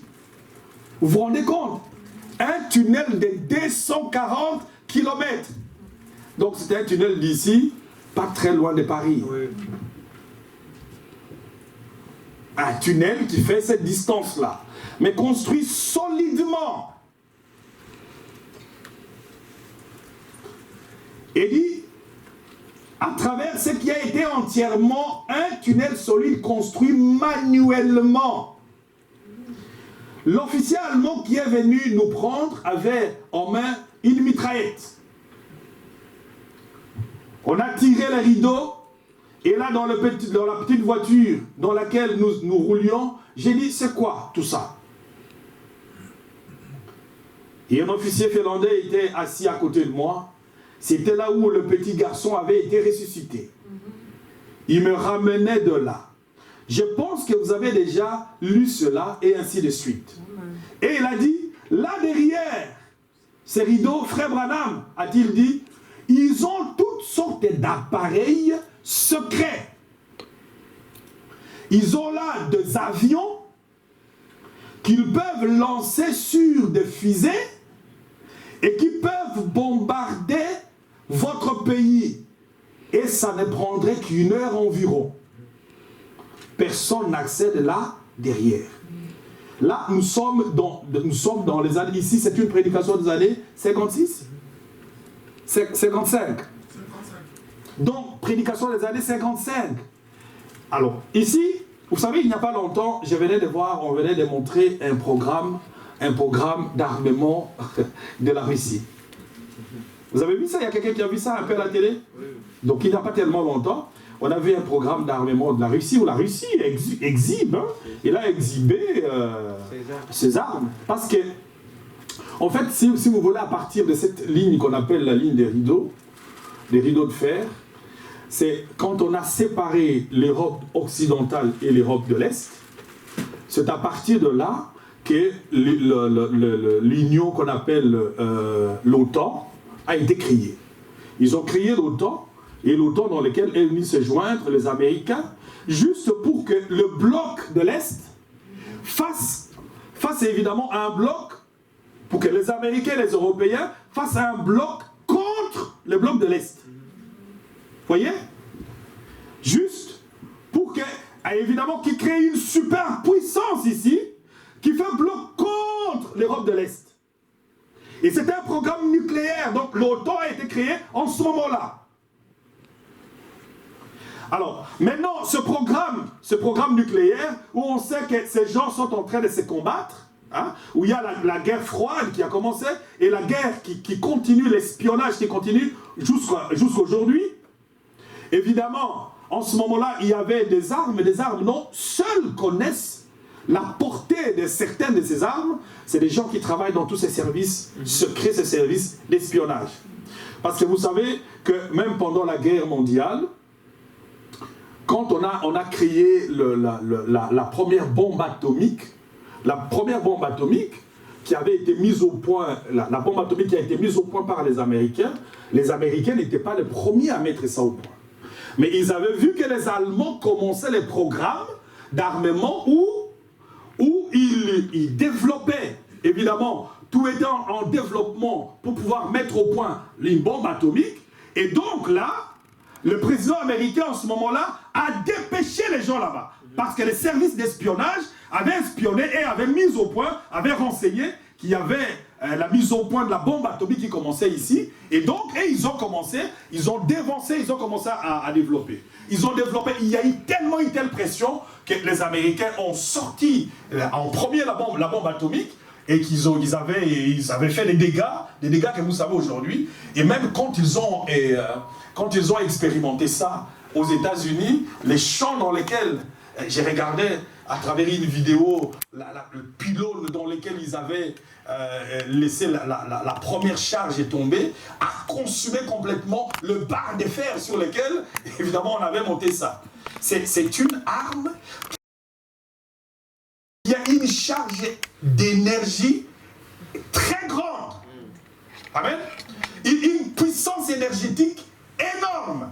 Et à partir de là, on sait qu'il y a plusieurs techniques qui ont été développées par la suite, parce qu'ils ont fait après l'Agence internationale de l'énergie atomique pour contrôler maintenant cette énergie atomique de manière à ce que l'énergie atomique soit ce qu'on appelle au service des gens et non contre les gens. Amen. Amen. Que l'énergie atomique soit au service des gens et non contre les gens. Et à partir de là, ils ont planté tous ces centres nucléaires que vous voyez aujourd'hui, qui vous produisent de l'énergie, enfin de l'électricité ici. Et évidemment, tous ces lancements de fusées, ça, c'est dans les programmes qu'ils appellent un programme nucléaire au service des gens. Mais à côté de ça, c'est qu'on ne dit pas aux gens. C'est qu'il y a un développement d'un programme nucléaire qui est toujours là quand on va comme des gendarmes pour aller contrôler l'Iran. Mais non, il y a d'autres pays qui mettent au point le développement des armes atomiques à destruction massive qui sont là et qu'on tait complètement. On ne dit pas. Mais parce qu'alors, on veut avoir la suprématie, et alors quand l'Iran veut faire, alors, on va les surveiller là. Qu'est-ce qu'il fait? Parce qu'il faut que nous soyons en mesure de pouvoir contrôler les autres. Pourquoi je vous parle de ça? Parce que Frère Branham va parler de ça. Justement, Frère Branham, il est convaincu que ce qui s'est passé du temps de Noé, le développement de la technologie au temps de Noé, Frère Branham est convaincu qu'ils avaient produit l'arme atomique en ce moment-là. Parce qu'il ne croit pas que l'énergie qui était produite par l'énergie fossile, qui était produite par l'essence et l'électricité, ait puis été en mesure de construire des histoires comme la pyramide. Parce qu'il dit, ça, c'est pas possible. Parce que maintenant, cette technique-là, il n'y en a pas. Ils ont été tellement développés dans l'énergie que pour lui, ils sont allés jusqu'au développement de l'énergie atomique. Quelque chose d'une grande énergie, évidemment, qui a été développée en ce moment-là. Et Frère Branham dit que ici, la science continue à progresser jusqu'à ce qu'on atteigne ces niveaux-là. Et quand on a atteint le niveau atomique ici, Frère Branham dit, ça, c'est ce qui va précipiter le monde. Alléluia. Amen. Ça, c'est ce qui va précipiter le monde. C'est avec ça, la destruction massive et définitive viendra par là. Alors, écoutez. Donc, il dit, un officier, donc, finlandais, là, donc j'étais au milieu du paragraphe. Il dit, c'était là, le petit garçon qui avait, bon, tout ça là, je crois que j'avais déjà lu. Bon, on va progresser un peu pour aller vite. Comment? Dernière strophe. Ouais, c'est ça. Et il a dit.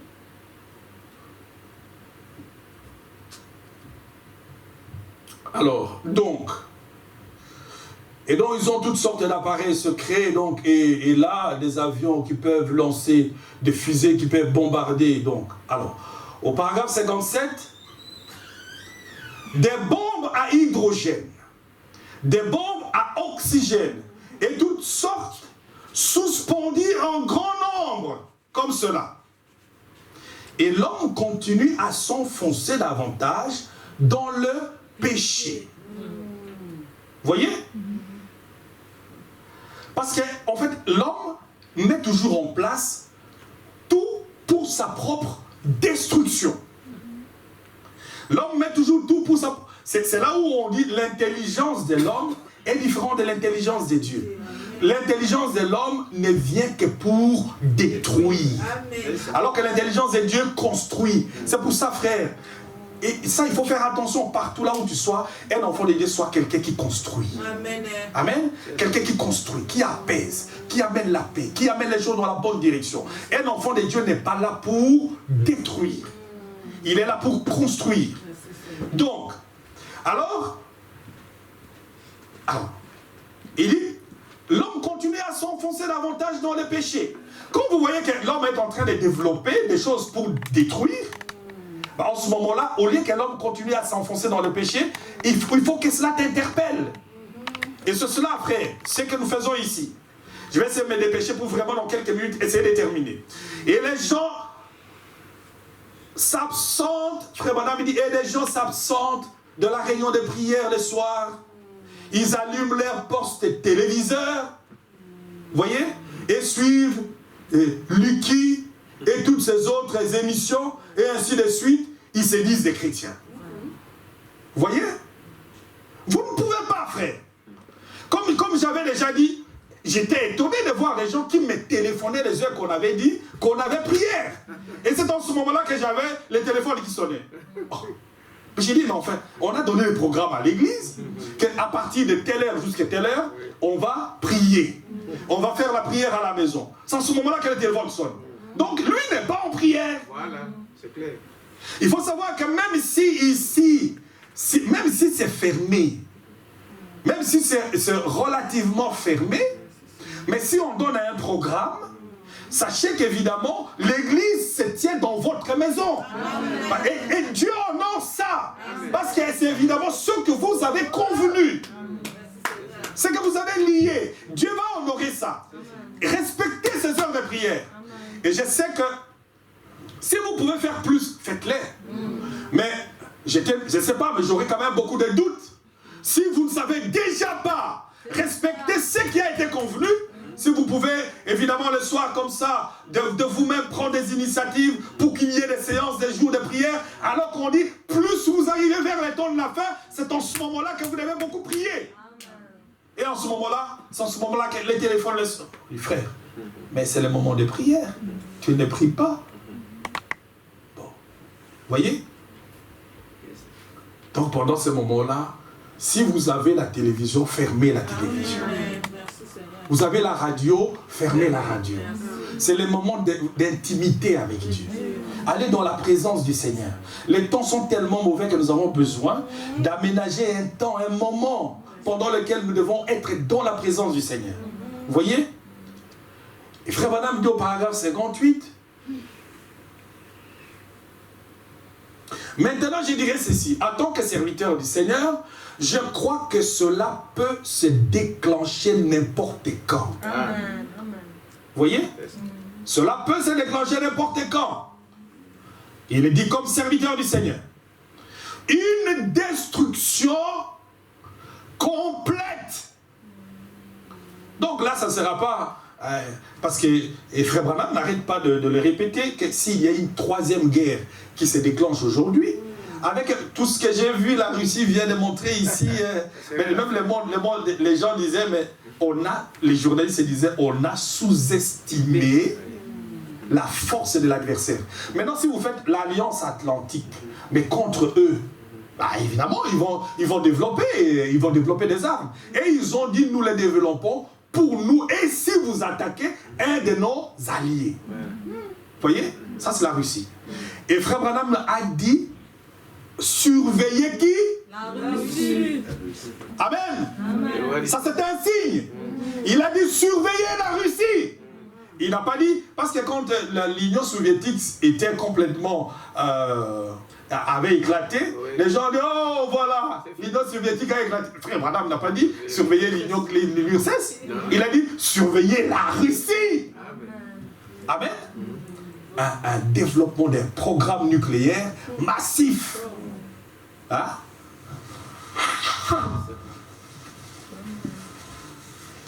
Et donc, le frère Branham dit,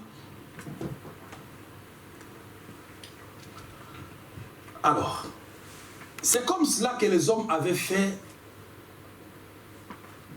Alors, cela peut se déclencher à n'importe quel moment. Écoutez, ce qui arrivera du temps de Noé, c'est là où je vais vraiment, je voulais arriver. Il dit, c'est comme cela que les hommes avaient fait basculer et envoyer la terre hors de son orbite au jour de Noé. Ah, mais en fait, lui, il est scientifique, il est tout, William Branham. Hein? Il est tout. Il est tout. Alors maintenant, c'est une théorie que vous n'entendrez jamais de quelqu'un. Où lui, il va nous expliquer ici que par l'énergie atomique, on a réussi, au temps de Noé, de sortir la Terre de son orbite. Alors, vous savez, on va dire, ça c'est le soleil. Le soleil est ici au milieu.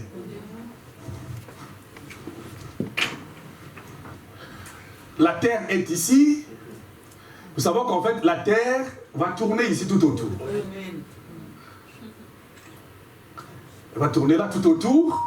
Ça c'est l'orbite de la Terre. Autour du Soleil. Et nous savons que si la Terre quitte son orbite, c'est-à-dire s'il est déplacé de son orbite, ici, il vient ici, il commence à tourner là, il y aura des raz-de-marée ici, comment faire? Qu'en fait, il y aura des inondations et la situation sera hors contrôle. Amen. C'est ça que j'ai pensé ici quand Lévis chantait dernièrement ici. Il chantait aujourd'hui ici de les dernières chansons de Dieu Tout-Puissant, la puissance de Dieu. Je me disais, oh Dieu, et je réfléchissais en ce moment-là, oh Dieu, comment as-tu fait pour prendre la boule dans laquelle nous ici, nous habitons, et nous sommes suspendus dans les vides. Et dans les vides, et nous sommes en orbite, nous tournons autour d'une autre autre masse qui est le soleil au milieu là-bas. Amen.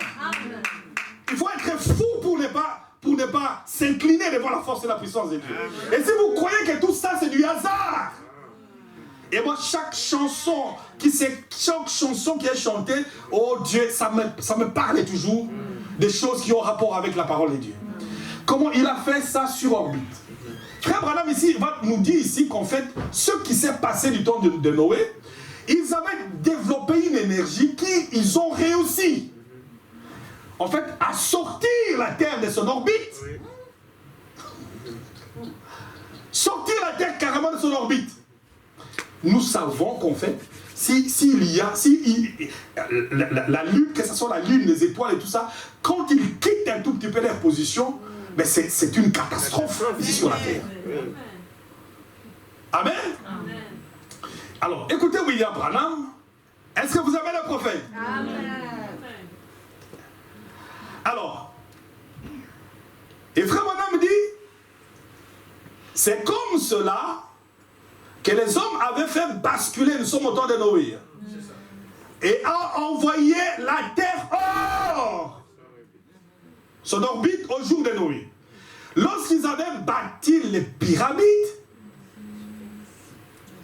les sphinx, et ainsi de suite, nous ne serons pas en mesure de les construire aujourd'hui si nous les dévions.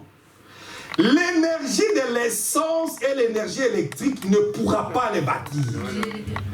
Mais il dit l'énergie atomique le... Amen.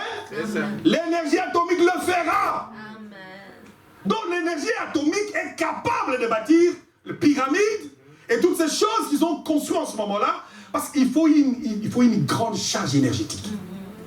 Et nous savons qu'en fait, vous savez, c'est parce qu'il ne faut pas qu'on ne sommes pas dans un cours de chimie, mais nous savons qu'évidemment, les atomes, quand on fait fission des atomes, ça dégage de l'énergie. Et c'est à partir de cette énergie-là qu'on construit des bombes atomiques. Et tout ce qui est atomique, tout ce qui est, évidemment, on fait au niveau atomique, provient de là, parce qu'on sait, ça dégage beaucoup d'énergie. Amen. Alors, écoutez, Frère Branham dit, donc, ainsi ils ont pu libérer, et cela secoua la terre, et les fit sortir de son orbite. Amen. Et cela fit sortir la terre de son orbite. Et comme c'était chaud, cela est parti et a produit l'humidité qui a recouvert la terre. Là, maintenant, vous avez compris comment il y a eu la pluie en ce moment-là. Amen. Donc, Frère Branham va ici, donc il sort de son orbite. Tu as l'eau qui est dans les abîmes parce qu'il est sorti de sa position, qui vont sortir. La chaleur produite par l'énergie atomique a fait l'humidité qui a fait pleuvoir la pluie sur la terre. Et donc vous aviez et de l'eau qui sortait d'en bas et de l'eau qui sortait d'en haut à cause de l'énergie atomique. Amen. Amen. Amen. Amen. Vous comprenez? Ça c'est William Branham. Ça vient pas parce que j'ai lisé, vous savez, il y a des choses que j'ai lu pour chercher, par exemple pour voir comment ils ont construit la pyramide. Toutes les explications disent sur internet, ils disent comment ils ont pu construire une chose aussi parfaite. Ils disent avec beaucoup de perfection. Donc on ne sait pas, aujourd'hui ça n'a pas expliqué. Ils ne savent pas expliquer. Mais William Branham, il vient et nous donne l'explication. Donc il y a eu un développement d'une super énergie en ce moment-là. Mais ça, ils ont réussi à construire tout ça. Mais le problème, c'est qu'il y a des conséquences avec ça. Comme aujourd'hui, ils ont commencé ici avec toute la construction, toute la construction qui s'est fait ici avec tous les développements technologiques. Alors, on dit il y a réchauffement climatique, réchauffement de la Terre, et puis après couche d'ozone et tout le reste. Mais ils savent que l'énergie qui est gardée, conservée au niveau atomique, mais c'est rien du tout par rapport à tout ce qui est dégagé aujourd'hui. S'il y a un dégagement de cette énergie au point où on en est, mais c'est clair que le monde ne pourra pas exister. Amen. Mais Frère Branham va nous donner encore une leçon. Est-ce que vous avez William Branham? Amen. Amen. Ça, donc, comme ça ici, nous savons quand nous marchons, qu'en fait, ce qui a fait que la pluie tombe en ce moment-là, c'était la chaleur de l'énergie atomique, qui a fait que la vapeur a couvert la Terre, et puis là, il a plu. La Terre est sortie de son orbite, à cause de secousses que cela avait provoqué en ce moment-là, à cause des secousses que cela avait provoqué en ce moment-là, et nous craignons que s'il y a des secousses aujourd'hui, ce qui pourra arriver. Amen. Amen. Amen. Je ferai tout pour terminer à 13h, avant 13h, ou à 13h. Parce qu'il y a des choses importantes qui sont là, on va les placer avant de partir. Est-ce que vous aimez le message? Amen. Et Frère Branham dit ceci, ainsi, ils ont pu libérer, et cela secouait la terre, et la fit sortir de son orbite. Et comme c'était chaud, cela partit à produire l'humidité, a recouvert toute la terre. Cette fois, il y va la précipiter dans les soleils. Vous comprenez ce que Frère Branham dit? Amen, amen. Cette fois-ci, donc, il va la précipiter où? Dans les soleils. Et cela est conforme à la parole de Dieu. Je vais vous lire quelque chose rapidement ici dans 2 Pierre. 2 Pierre au chapitre 4. Chapitre 3. La Bible dit ceci au verset 5. Ils veulent ignorer en effet que des cieux existèrent autrefois par la parole de Dieu, ainsi qu'une terre tirée de l'eau et formée au moyen de l'eau, et que par ces choses, les mondes d'alors péris, submergés par l'eau. Mais que par la même parole, les cieux et la terre d'à présent sont gardés, réservés pour le feu. Amen. Nous savons que ici, la destruction future, et il va parler du feu là, dans tous ces chapitres-là, là plus tard. Nous savons que maintenant, ça ne sera plus par l'eau, parce qu'il y a une alliance qu'il avait traitée là. Il dit, je ne détruirai plus la terre de cette manière-là. Et nous savons qu'évidemment, selon le 3 pas de la grâce, le premier, c'est le baptême qui est au moyen de l'eau. Et nous savons qu'au moment de Noé, ça a été le moment où la terre a été baptisée. Amen. C'était la justification, l'étape de la justification. Et Frère Branham dit, Dieu utilise la même chose qu'il a fait pour racheter l'homme, c'est la même chose qu'il fait pour racheter la terre. Depuis la corruption de la terre, depuis le jardin d'Éden. La première chose, baptême dans l'eau. C'est ça qu'il a fait au temps de Noé. Et la deuxième chose, c'est quand Jésus est venu sur la terre, il a versé son sang, et alors en ce moment-là, il nous a rachetés par son sang. C'est la deuxième étape, la sanctification. Et troisième étape, c'est le baptême de feu. Amen. Qui est la troisième étape que vous attendez dans les 3 pas de la grâce. La justification, la sanctification et le baptême du Saint-Esprit. Amen. Amen. Le baptême d'eau, la sanctification par la parole, et puis vient le baptême du Saint-Esprit. Ce sont les 3 choses que Dieu fait quand il rachète l'homme. Et donc nous savons pertinemment bien que le monde dans lequel nous vivons attend l'étape ultime qui est le nettoyage de la terre par le feu. Alors en ce moment-là, la terre sera entièrement rachetée pour que cette terre-ci devienne un endroit où les humbles hériteront la terre. Amen. Amen. Est-ce que nous sommes ensemble? Amen. Et Frère Branham dit, la première fois, là, c'était l'eau.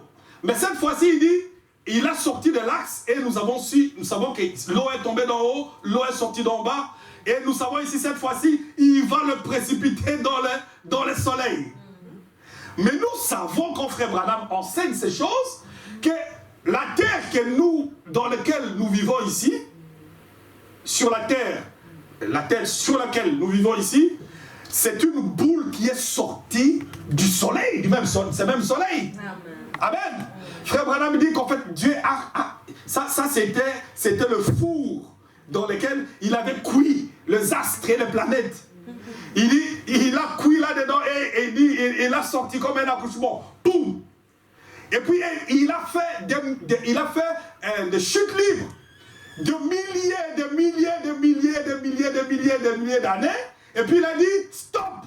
Et c'est arrêté comme ça dans l'espace. Et c'est comme ça que cette boule sur laquelle nous sommes ici, qu'on appelle la Terre, a été suspendue là. Et il a suspendu là et il lui a dit, ici tu peux commencer maintenant à faire ta rotation. Tu peux commencer, tu es ici mis sur orbite. Amen. Et il dit, cette fois-ci, il va encore le propulser dans ce soleil, parce que là, nous savons que c'est la source des chaleurs la meilleure. Hein, pour terminer évidemment, de stériliser, hein, de stériliser la terre de ses germes. Et frère Branham dit, ça ne sera pas qu'un feu littéral, mais il y aura aussi un feu spirituel par lequel Dieu va complètement tout consumer. Amen. Donc il consume les germes et il consume aussi le péché. Amen. Est-ce que nous sommes ensemble? Donc, alors frère Branham dit, ainsi,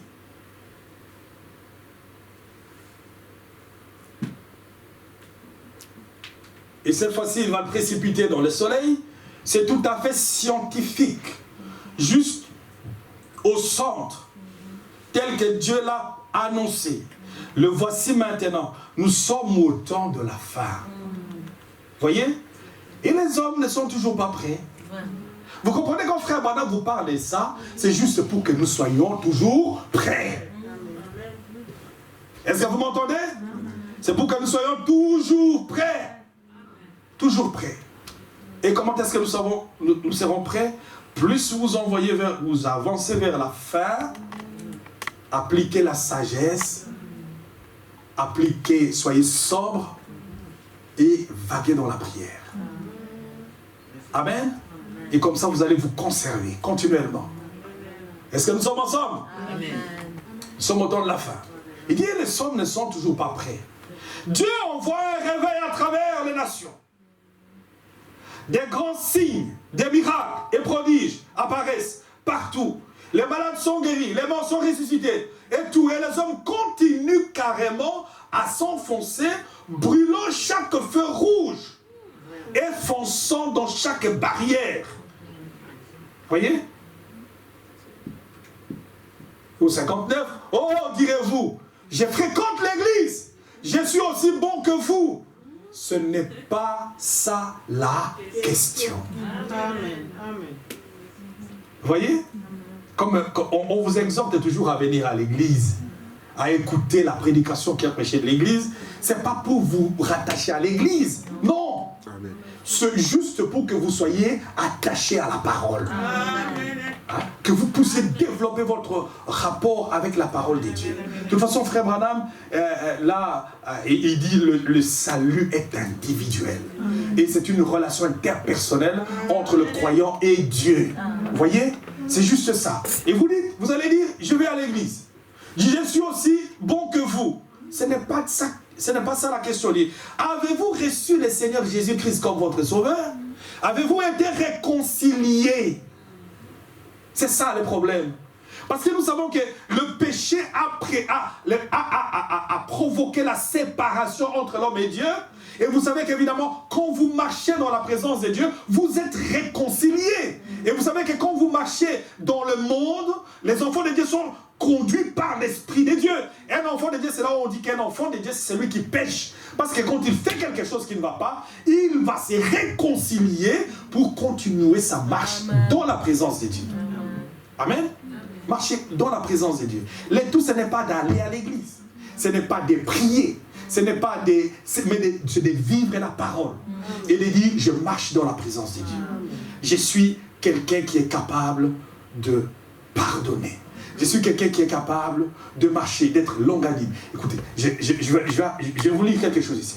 Écoutez, frère Branham dit ceci. Avez-vous là, vous direz, eh bien, je suis membre d'une plus belle église de la ville. Ce n'est pas ça. Ce n'est pas cela. Êtes-vous né de nouveau de l'Esprit de Dieu? Avez-vous la communion parfaite? Avez-vous la communion, une parfaite communion? Les choses du monde sont mortes. Voyez? Vous direz, cela ne me condamne pas. Mais c'est tout le problème aussi. Parce qu'à l'inverse, vous savez ce qui se passe chez certaines personnes? Comme on a dit ici, on est en Christ, tout va bien. Évidemment, ils nous regardent comme saints. Nous sommes saints parce que nous sommes en Christ. Alors évidemment, je peux marcher comme je veux. Il y a un problème ici. Amen. Cela ne vous donne pas le droit de marcher n'importe comment. Bien au contraire, frère Branham dit, c'est ce qui montre que tu es nulle part avec nous. Amen. Amen. Parce que frère Branham dit, tu fais des choses, tu dis, cela ne me condamne pas. Un enfant de Dieu, quand il marche d'une manière qui n'est pas digne, cela doit le condamner. Amen. Pour qu'il puisse revenir et se réconcilier. C'est une réconciliation. C'est pour ça que l'apôtre Paul disait, je me répands chaque jour. Amen. Je me répands chaque jour. Tu regardes et tu examines ta vie. Et frère, ici, nous ne sommes pas ici pour faire semblant. De toute façon, avec Dieu, on ne fait pas semblant. Il connaît le cœur de chaque personne. Il voit ce qui est au-dedans de nous. Amen. Et tous les sacrifices d'aller à l'église sont des meilleures choses qu'il faut faire. Mais au-delà de ce sacrifice, il dit, il préfère l'obéissance à la parole de Dieu que l'ensemble des sacrifices que l'on peut faire. Amen. Obéissance à la parole de Dieu. Vous voyez? Communion parfaite. Cela ne me condamne pas. Oh. Eh bien, mon frère, quelqu'un, certaines personnes n'ont même pas la conscience. Ils y servent tout simplement. Vous voyez? Ils servent tout simplement, mais la conscience n'est pas là. Amen. Amen. Bon, voilà. Ils n'ont même pas la conscience. Ils servent tout simplement. Il dit, une fois, un vieux frère de couleur, bon, voilà, m'a dit, vous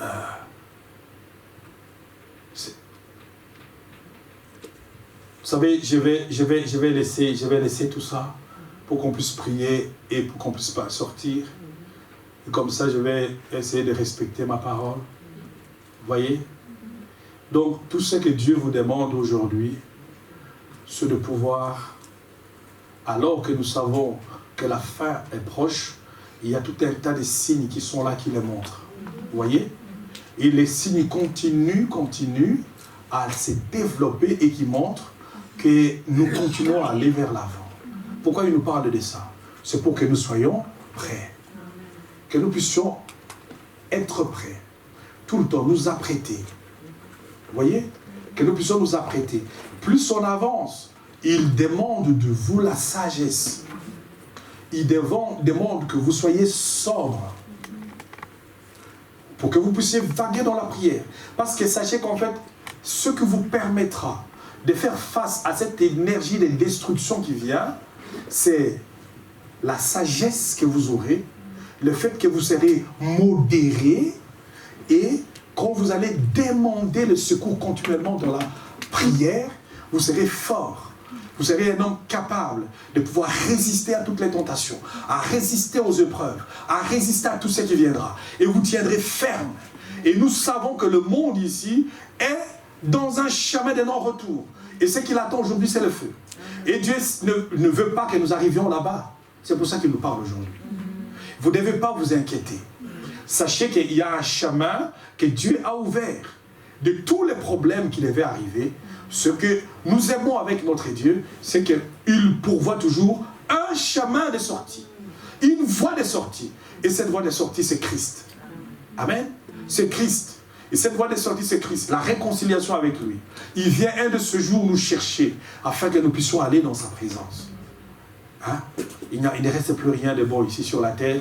Nous allons nous mettre debout et nous allons chanter. Nous allons chanter. Hein? Retourner à la maison. Et frère Branham disait, quand vous sortez de l'église, hein, une personne, quand tu retournes à la maison, parce qu'on n'a pas le temps de lire tout ça, frère Branham dit, c'est que tu retournes à la maison, tu dois examiner ta vie. Amen. Tu dois examiner dans ta maison, enlever tout ce qui n'est pas de la parole de Dieu. Hein? Et faire un examen quand tu es à la maison. Hein? Pour voir, en fait, ce que Frère Branham ici nous enseigne, c'est qu'il faut que notre maison devienne une véritable maison de prière.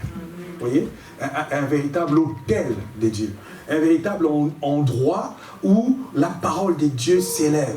Parce que vous savez, il y aura un moment, comme nous dit le pasteur, où quand ils diront ici, c'est fermé. Dites-moi si vous n'avez pas la parole de Dieu dans votre maison, dans votre cœur, qu'est-ce que vous allez faire? Vous voyez?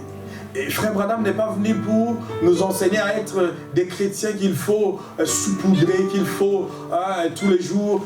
Non, non, c'est des chrétiens solides, capables de combattre, des gens qui connaissent la parole de Dieu et qui savent avancer avec la parole de Dieu. Donc nous retournons à la maison avec ces quelques paroles d'exhortation dans notre cœur. Que le Seigneur vous bénisse richement.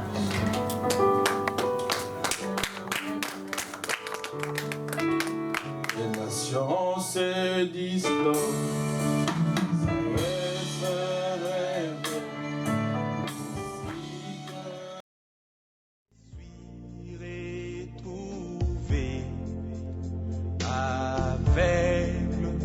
Maintenant, je vois cette grâce m'a enseigné.